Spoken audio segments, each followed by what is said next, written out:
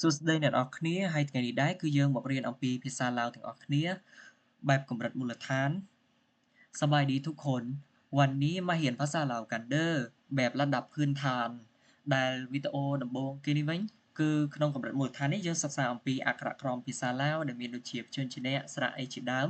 ហើយកុំឲ្យខាត់ពេលយូរយើងចូលទៅកាន់ព្យញ្ជនៈមុនគេតែម្ដង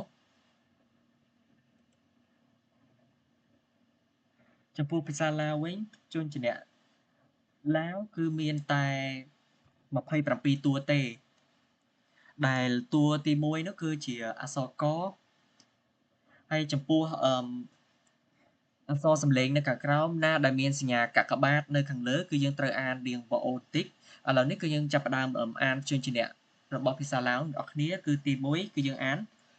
កខខងចសសញដតថថនបពផហ្វផហ្វមយរលវហអហឬក៏យើងអាចអានម្ដងទៀតថាកខខងចសសញដតថថនបពផហ្វផហ្វមយរលវហអហហើយបញ្ជាក់ម្ដងទៀតអ្នកនរគ្នាគឺក្នុងភាសាឡាវអត់មានជាទូទៅភាសាឡាវភាសាដើមរបស់គេហ្នឹងគឺអត់មានសំឡេងឆហើយនិងសំឡេងរទេហើយសំឡេងទាំងពីរនេះត្រូវបានជំនួសដោយដូចជាឆគឺត្រូវអានចេញជាសចំណែកឯរគឺអានចេញជាលជាដើមបន្ទាប់ពីយើងសិក្សាអំពីព្យញ្ជនៈនេះរួចរាល់ហើយយើងបន្តទៅកាន់ព្យញ្ជនៈផ្សំម្ដងអធិស្ឋានអ្នកនរគ្នាគឺមិនទាន់អានគឺយើងសិក្សាអំពីឈ្មោះរបស់ព្យញ្ជនៈនោះសិនដែលនៅក្នុងភាសាឡាវនេះវិញគឺសម្រាប់ឈ្មោះព្យញ្ជនៈនេះគឺគេយកពាក្យមកធ្វើជាឈ្មោះព្យញ្ជនៈតែម្ដងសម្រាប់សម្គាល់ព្យញ្ជនៈនីមួយៗដូចជាដំបូងគេហ្នឹងគឺអក្សរកគឺគេអានថាកកៃខខៃខខ្វៃងងួសចកសសឿសសាងញញូងដដេកតតៅផផុងផធុង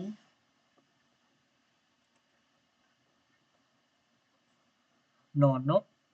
បបែពប៉ាផភឹងហ្វฝนផភូហ្វហ្វៃหมอแมวยอหยาลอหลดล้อเหลงวอหวี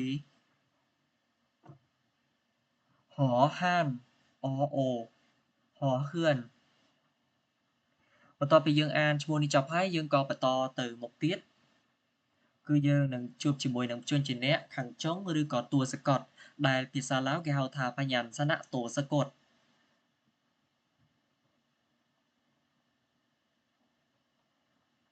ចំពោះព្យញ្ជនៈដែលតួសកត់ខាងចុងនេះវិញគឺមានតែ8តួទេនៅក្នុងភាសាឡាវហើយព្យញ្ជនៈទី1គឺព្យញ្ជនៈកព្យញ្ជនៈទី2គឺព្យញ្ជនៈងដែលមានសំឡេងប្រកបជាងព្យញ្ជនៈទី3គឺព្យញ្ជនៈញដែលមានសំឡេងប្រកបខាងចុងគឺជាសំឡេងយព្យញ្ជនៈដមានខ្យល់ប្រកបជាព្យញ្ជនៈតហើយព្យញ្ជនៈណមានខ្យល់ប្រកបជាព្យញ្ជនៈណហើយព្យញ្ជនៈបមានខ្យល់ប្រកបជាបមគឺមានខ្យល់ប្រកបជាមហើយនឹងចុងក្រោយគេនោះគឺវមានខ្យល់ប្រកបជាវបន្ទាប់ពីព្យញ្ជនៈខាងចុងឬក៏តួសកត់នេះចប់ហើយយើងបន្តទៅកាន់ព្យញ្ជនៈផ្សំទាំងអស់គ្នាដែលព្យញ្ជនៈគឺភាសាឡាវហៅថាបញ្ញាសនៈព្យញ្ជនៈផ្សំបញ្ញាសនៈបសុមក្នុងករណីនេះដែរព្យញ្ជនៈផ្សំគឺជាព្យញ្ជនៈពីរតួផ្សេងគ្នាពីរតួឬក៏3តួផ្សេងគ្នាឬក៏ច្រើនពីនេះដែលផ្សំចូលគ្នាបង្កើតទៅជាសំឡេងតែមួយគឺសំឡេងទោលចាប់ផ្ដើមទី1គឺព្យញ្ជនៈផ្សំទី1គឺយើងអានថាងព្យញ្ជនៈទី2គឺញព្យញ្ជនៈទី3ណព្យញ្ជនៈទី4មព្យញ្ជនៈទី5ឡហើយព្យញ្ជនៈទី6នេះគឺអានដូចគ្នាចំណែកឯព្យញ្ជនៈទី7វិញគឺយើងអានទៅជាវ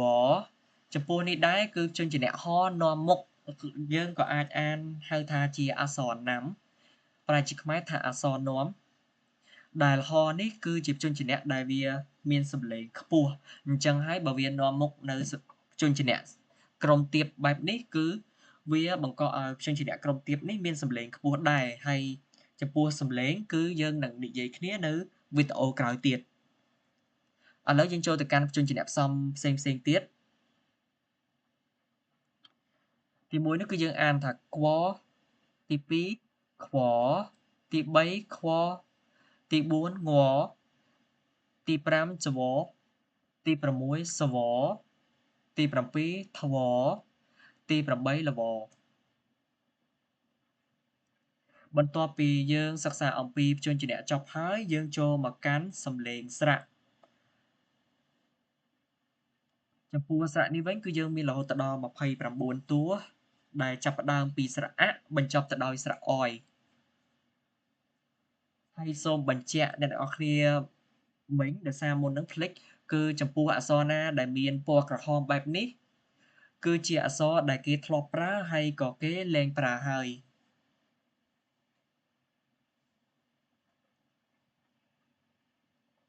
ឥឡូវនេះយើងចូលមកកាន់សាច់រឿងយើងវិញគឺ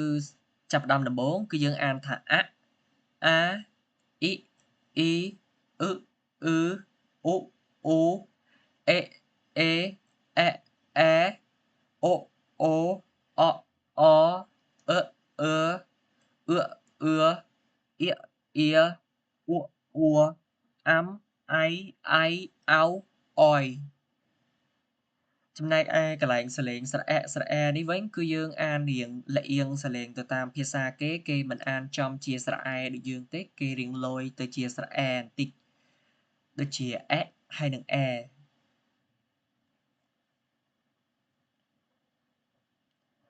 ឡូវនេះខ្ញុំនឹងអានឲ្យអ្នកនរគ្នាស្ដាប់ម្ដងទៀតនៅសំឡេងស្រៈទាំងប្រមាណតួហ្នឹងឥឡូវចាប់ផ្ដើមម្ដងទៀតគឺអាអាអ៊ីអ៊ីអ៊ឺអ៊ឺអ៊ូអ៊ូអេអេអែអែអូអូអអអឺអឺអ៊ឺអ៊ឺអៀអៀអ៊ូអ៊ូអាំអាយអាយអោអយចំពោះកន្លែងចុច2នៅក្នុងស្រៈនៃអក្សរខ្មែរនេះវិញកន្លែងហ្នឹងគឺជាយុគលបន្ទុអ្នកនរគ្នាហើយយុគលបន្ទុនេះជាទូទៅគឺវាមានសំឡេងប៉ុន្តែបើកាលណាវាផ្សំជាមួយនឹងស្រៈផ្សេងវាធ្វើឲ្យស្រៈផ្សេងមានសំឡេងខ្លីដែរឥឡូវចប់សាច់រឿងយើងចូលទៅកាន់សាច់រឿងបន្ទាប់ទៀតស្រៈប្រែរូបភាសាឡាវគេហៅថាសាឡាក់លុតហ៊ូបសាឡាក់លុតហ៊ូបនេះគឺវាកើតឡើងក្នុងករណីដែលស្រៈមួយចំនួនត្រូវប៉ះទង្គិចជាមួយនឹងព្យញ្ជនៈប្រកបឬក៏ព្យញ្ជនៈតួសង្កត់នៅខាងចុងហើយចំពោះអក្សរ x ឬក៏សញ្ញាខ្វែងនេះវិញគឺតំណាងឲ្យតួព្យញ្ជនៈដូចជាស្រៈអយើងបដូរទៅជាលក្ខណៈដូចជារូបរាងនេះគឺដូចសញ្ញាសយោគសញ្ញានៅក្នុងភាសាខ្មែរដែរអ្នកនរគ្នាប៉ុន្តែនៅក្នុងភាសាគេហៅសញ្ញានេះថាម៉ៃស័ព្ទអញ្ចឹងមានន័យថាស្រៈគឺត្រូវប្ដូរជាទម្រង់ម៉ៃស័ព្ទនៅពេលដែលវាប៉ះទង្គិចជាមួយនឹងឬក៏ជួបប្រទះជាមួយនឹងតួប្រកបខាងចុងបន្ទាប់មកទៀតសារៈអេយើងបដូរទៅជាស្រៈអេហើយនឹងម៉ៃស័ព្ទនៅខាងលើវិញចំណែកឯស្រៈអគឺយើងរក្សាស្រៈអហ្នឹងនៅដដែលហើយយើងបដូរស្រៈទៅជាទម្រង់ម៉ៃស័ព្ទចំណែកឯស្រៈអវិញគឺវាមាន2ទម្រង់ទម្រង់ទី1នោះគឺយើងបដូរទាំងស្រុងទៅជាអត្ថច័ន្ទខ្មែរគឺសញ្ញាហ្នឹងគឺអត្ថច័ន្ទប៉ុន្តែនៅក្នុងភាសាឡាវគេហៅថាជាម៉ៃគង់ប៉ុន្តែបញ្ជាក់កន្លែងនេះបន្តិចអ្នកនរគ្នាអត្ថច័ន្ទនៅក្នុងភាសាខ្មែរគឺមានសំឡេងស្មើនឹងស្រៈអប៉ុន្តែនៅក្នុងភាសាឡាវម៉ៃគង់គឺស្មើនឹងស្រៈអចំណែកឯទម្រង់ទី2វិញគឺយើងទុកតួស្រៈអូនេះនៅដដែលប៉ុន្តែបដូរស្រៈទៅជាម៉ៃស័ព្ទករណីនេះគឺវាកើតឡើងនៅពេលដែលតួប្រកបខាងចុងគឺជាព្យញ្ជនៈវទៅស្រៈបន្តទៀតគឺជាស្រៈអចំណែកឯស្រៈអវិញគឺយើងបដូរស្រៈនឹងទៅជាម៉ៃស័ព្ទហើយស្រៈអនឹងយើងបដូរទៅជាទម្រង់តួអចំណែកឯស្រៈអនេះវិញគឺយើងបដូរទៅជា តួព្យញ្ជនៈអហ្មងអ្នកនរគ្នាសូមបញ្ជាក់អ្នកនរគ្នាបន្តិចកន្លែងសញ្ញាដំលើនៅក្នុងភាសាឡាវដែលគេហៅសាឡាអនេះវិញចំពោះភាសាឡាវសុទ្ធតែម្ដងគឺវាមានសំឡេងអប៉ុន្តែបើប្រើនៅក្នុងបាលីសំស្ក្រឹតគឺវាមានសំឡេងអាំងដែលខុសពីខ្មែរគឺវាមានសំឡេងអំអាំងអាំចូលមកសាច់រឿងយើងវិញបន្តទៀតគឺស្រៈបន្ទាប់គឺស្រៈអៀកស្រៈអៀកនេះគឺយើងបដូរលុបស្រៈអេចេញម៉ៃសັດគឺនៅដដែលចំណែកឯតួញគឺយើងបដូរទៅជាទម្រង់ជើងញវិញចូលមកស្រៈបន្ទាប់ទៀតគឺស្រៈអៀស្តៀងគ្នានឹងដដែលទេគ្រាន់តែអត់មានម៉ៃស័កយើងលុបស្រៈអេចេញហើយបដូរជាតួញទៅជាតួជើងញចំណែកឯស្រៈអ៊ក់គឺយើងបដូរម៉ៃគង់ទៅជាម៉ៃស័កហើយលុបស្រៈអាក់ចេញចំណែកឯស្រៈអ៊ូនេះគ្រាន់តែយើងលុបម៉ៃគង់ចេញជាការស្រេច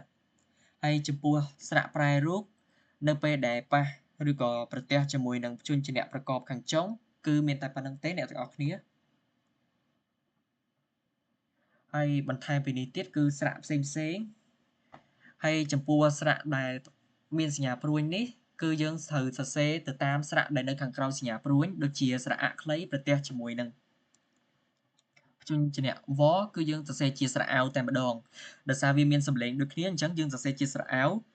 ចំណែកឯពពួកប្រើម៉ៃស័ព្ទជាមួយនឹងអក្សរញហើយនឹងម៉ៃស័ព្ទជាមួយនឹងអក្សរមនៅខាងចុងគឺយើងបដូរទៅជាស្រៈអៃហើយនិងស្រៈអាំតែម្ដងចំណែកឯស្រៈអៃមានតួញនៅខាងចុងក៏បដូរទៅជាស្រៈអៃដែរហើយចំណែកឯស្រៈអយដែលជាទម្រង់ចាស់គេលេងប្រើនោះគឺយើងបដូរទៅជាតួអហើយនិងតួញវិញគឺស្រៈអយចំណែកឯស្រៈសំឡេងបន្ថែមទៀតមានដូចជាអក្សរវនិងស្រៈអគឺយើងអានថាវៈឬក៏អ័កចំណែកឯវនិងស្រៈអាយើងអានថាវ៉ាឬក៏អ័ហើយចំណែកឯសំឡេងអាសនេះវិញគឺគេប្រើស្រៈអជាមួយនឹងហហើយមានតនឃាតដូចខ្មែរដែរអ្នកនរគ្នានៅក្នុងភាសាឡាវក៏មានតនឃាតដូចខ្មែរដែរប៉ុន្តែគេឲ្យឈ្មោះសញ្ញានេះជាម៉ៃឋាន់តខាតម៉ៃឋាន់តខាតបន្ទាប់ពីអស់ហើយយើងចូលទៅកាន់ទំព័របន្ទាប់ទៀតហើយចំពោះទម្រង់នេះដែរនេះគឺជាទម្រង់សរសេរសាកអ្នកនរគ្នាយើងសរសេរតួព្យញ្ជនៈសាកនៅក្នុងនេះតែម្ដងគឺយើងប្រើព្យញ្ជនៈកដែលសរសេរសាកភាសាឡាវគេហៅថាខៀនឡងខៀនគឺប្រែថាសរសេរចំណែកឯឡងគឺសាកល្បងឥឡូវយើងអានគឺកស្រៈកកអាកាកអ៊ីគិកអ៊ីគីចំពោះកន្លែងករណីនេះវិញអ្នកនរគ្នាអាចនឹងរៀងច្រឡំបន្តិចដោយសារតែភាសាឡាវត្បិតតែទទួលឥទ្ធិពលពីភាសាខ្មែរមែនប៉ុន្តែភាសាឡាវអត់ប្រើរបត់អអូឬក៏អខុសៈខុសៈដូចនៅក្នុងភាសាខ្មែរទេអ្នកនរគ្នាចំពោះភាសាខ្មែរគឺស្រៈវិញគឺផ្ដេកផ្ដួលសំឡេងទៅតាមប្រភេទនៃព្យញ្ជនៈប៉ុន្តែភាសាឡាវវិញគឺស្រៈព្យញ្ជនៈគឺអត់អញ្ចឹងទេឧទាហរណ៍ថាដូចមិញអញ្ចឹងបើសិនជាកហ្នឹងដាក់ស្រៈអាវានឹងអានថាកាកហ្នឹងដាក់ស្រៈអ៊ីនឹងអានថាគិតែម្ដងអ្នកទាំងអស់គ្នាហើយចំពោះរបៀបប្រកបអក្សររបស់គេវិញគឺគេអានបែបនេះអ្នកនរគ្នាគឺគេអានអក្សរកឬក៏ផញ្ញានសនៈកសាឡាអអានវ៉ាកៈមានន័យថាអក្សរកឬព្យញ្ជនៈកស្រៈអអានថាកៈមួយទៀតអក្សរកឬក៏ផញ្ញានសនៈកกับសាឡាអាអានវ៉ាកាឬក៏យើងអាចអានប្រកបទម្រង់កាត់ថាកអាកាកអ៊ីគិកអ៊ីគីកអ៊ឹគឹកអ៊ឺគឺបែបនេះក៏បានដែរអ្នកនរគ្នាហើយចំពោះការសរសេរសាកហើយនិងការពន្យល់បែបនេះគឺមានតែប៉ុណ្្នេះទេអញ្ចឹងយើងចូលទៅកាន់ទំព័របន្ទាប់ទៀតហើយចំពោះទំព័របន្ទាប់ទៀតក៏ខ្ញុំបានnote នៅពាក្យឬក៏កត់ចំណាំនៅវាក្យសព្ទមួយចំនួនដែលចាំបាច់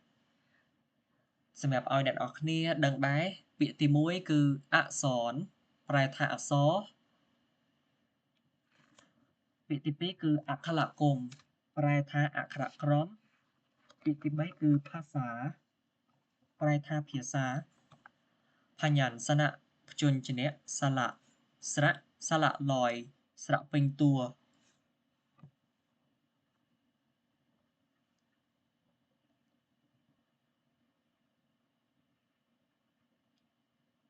បន្តមកទៀតគឺសរៈជុំសរៈនិស្ស័យพยัญชนะពិសេសพยัญชนะពិសេសសระពិសេសសระពិសេសพยัญชนะเพิ่มพยัญชนะបន្ថែមพยัญชนะผสมพยัญชนะផ្សំសระលត់ហូបសระលត់ហូបគឺប្រែថាសระប្រែរូបបន្តមកទៀតគឺពាក្យហ៊ានហ៊ានប្រែថារៀនអានប្រែថាអានតែប្រែឬក៏បកប្រែវ៉ាវនិយាយเขียนសរសេរបឹងមើលហ្វាំងស្ដាប់ถามសួរតបតបឆ្លើយឆ្លើយតបគិតគិតវ៉ា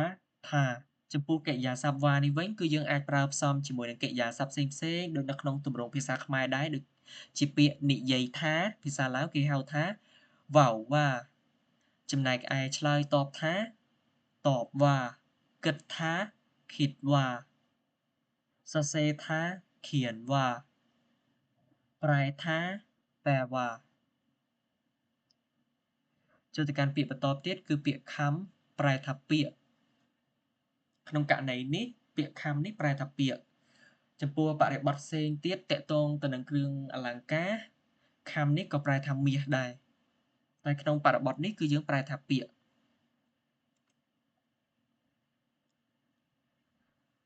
ខំស័ព្ទខំស័ព្ទវិយស័ព្ទไวยากรณ์ไวยากรณ์ไวยากรณ์เสียงប្រែថាសំឡេងសូរសៀងសំនៀងសៀងអកសៀងបញ្ចេញសំឡេងតួសะกดតួសង្កត់ព្យញ្ជនៈខាងចុងប្រកបប្រកបវណ្ណយុគវណ្ណយុត្តវណ្ណយុត្តវណ្ណយុត្តដូចគ្នាពីរពាក្យហ្នឹងគឺប្រែមកជាខ្មែរថាវណ្ណយុគដូចគ្នាវណ្ណយុត្តសៀងសញ្ញាសំឡេងឬស្នៀងវ៉ាលីវ៉ាលី clear ប្រយោគប្រយោគប្រយោគតួលេខតួលេខតួលេខលេខប្រែថាលេខพื้นฐานพื้นฐานพื้นฐานមូលដ្ឋានระดับระดับพื้นฐานระดับพื้นฐานកម្រិតមូលដ្ឋានហ្វឿងហ្វឿងជើងតួហ្វឿងพยัญชนะតួជើងព្យញ្ជនៈចំពោះភាសាឡាវកម្រិតមូលដ្ឋានដែលរៀនតាក់ទងអំពីស្រៈនិងព្យញ្ជនៈឬក៏អក្ខរក្រមនេះគឺមានតែប៉ុណ្្នេះទេអ្នកនរគ្នាហើយកុំភ្លេចជួយចុច like share subscribe ផងអ្នកនរគ្នាដើម្បីទទួលបានវីដេអូថ្មីៗទៀតដែលនិយាយអំពីការប្រើប្រាស់សំឡេងឡើងចុះខ្ពស់ទាបនៅក្នុងភាសាឡាវហើយនិងតួលេខនៅក្នុងភាសាឡាវជាបន្តទៀតហើយជាចុងក្រោយនេះគឺខ្ញុំសូមអរគុណទៅកាន់អ្នកនរគ្នាខอบใจหลายๆ